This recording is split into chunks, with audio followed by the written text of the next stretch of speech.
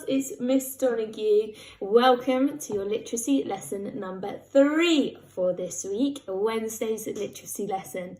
So far on Monday, lesson number 1, we read the story of the worst princess, and you created yourselves a portrait of yourselves riding on your very own dragon. Thank you very much to everyone who sent me in a picture. They were fantastic and looked very, very exciting. Lesson number 2, Tuesday's lesson, you were looking at rhyming words. So hopefully you're able to think about what a rhyming word is and find some rhyming words that will be very useful when we're going to write a story based on princes and princesses and dragons. So thank you very much if you've been able to do that. So today's lesson, lesson number 3, we're going to be looking at story mapping. So we're going to think about how we can take this story and change a couple of things to make it our own. Okay, so I'm going to take you guys and I'm going to put you in my little filming contraption that I've made, and I'm going to show you how I would do my story map. Okay. Now you know, in our classroom, underneath our literacy board in our classroom, there has been a big A3 piece of paper that's had a story mountain on it, and that's what we have used previously to help us when we come to do our very own story maps. So we're going to use that idea today. So the very first thing I want you to do is make sure you've got your book in front of you and a pencil or a pen. And what we're going to do is really simply just draw a story mountain in the middle of our paper. Now what we're making sure is that it's big enough to write around it, but it's not teeny tiny, otherwise it would be tricky to see which part is the beginning, the middle and the end of our story. And we don't want it too big as well because we're not going to have space to write around it. So just make sure it's nice and in the middle of your paper there. Okay, so like previously, we've used the story mountain to help us write our story maps because it really clearly has a beginning, a middle and an end. And in our beginning is where we meet our characters and maybe where our characters meet other characters, and then where the middle of our story is. This might be where a problem might occur, okay?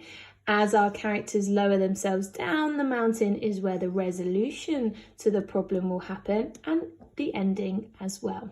So now we've got our mountain and we've remembered why we use our mountain, we're going to start to think about the worst princess and how we can write our very own version. So in the beginning of the story, and I'm just going to open it as well to remember what happens. And if you're not sure, what you can do is go away and watch the video on Monday that I posted onto our class page to just refresh your memory on what happens in the story, and that can always help you when you need to do your story map. But I've got the story in front of me here. So there's a princess and she's feeling very bored in her tower. So I'm going to make a little change here. Instead of a princess, I'm going to do a prince. Okay, so down here I'm going to write prince.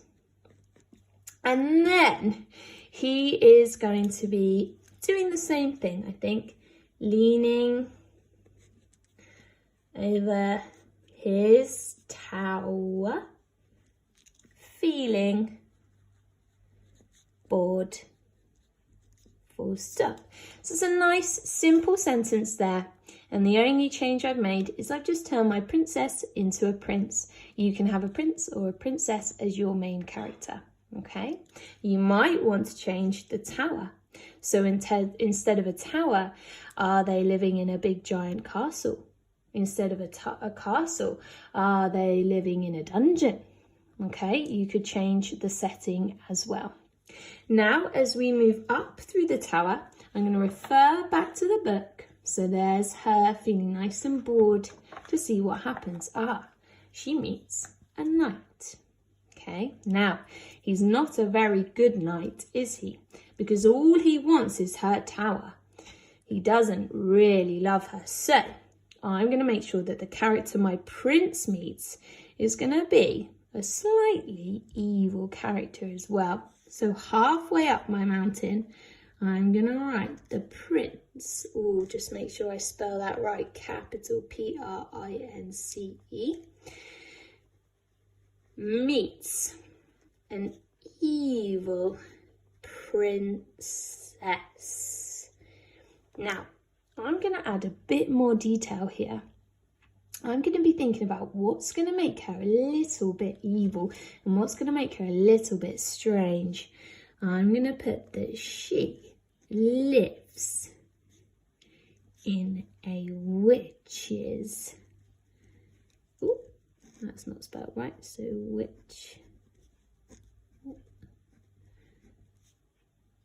witch's lair. Full stop. Okay.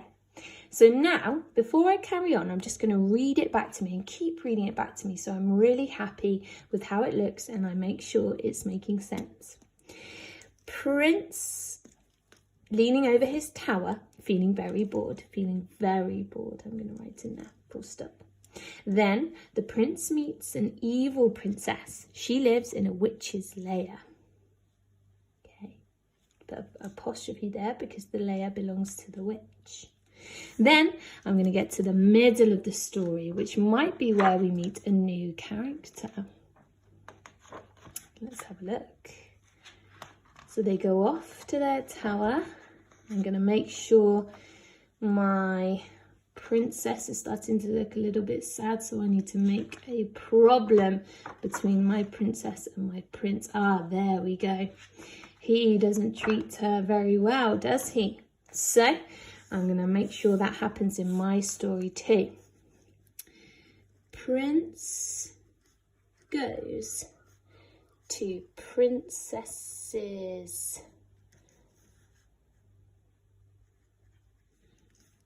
lair and realizes she is a witch!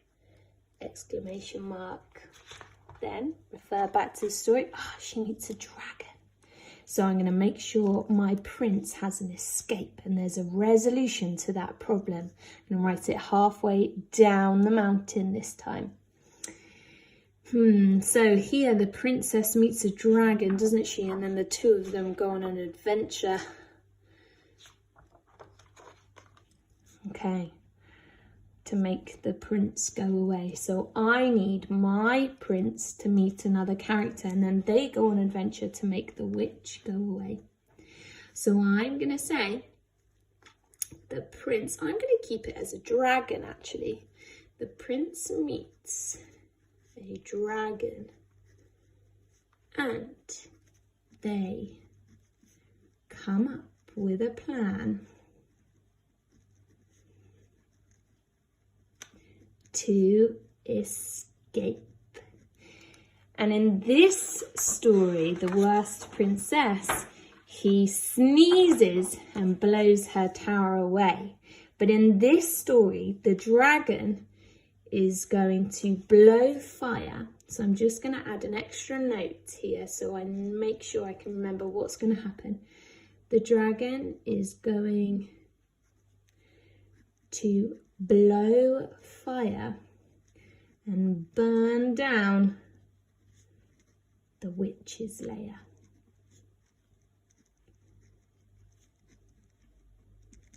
And then at the bottom here, I would need to do the ending to my story.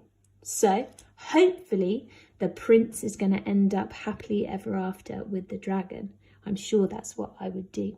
But I'm going to leave my ending so that you can think of your very own.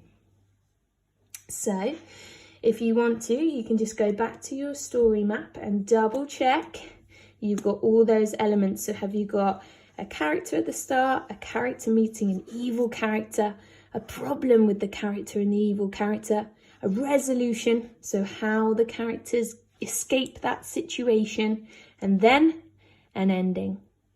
Okay?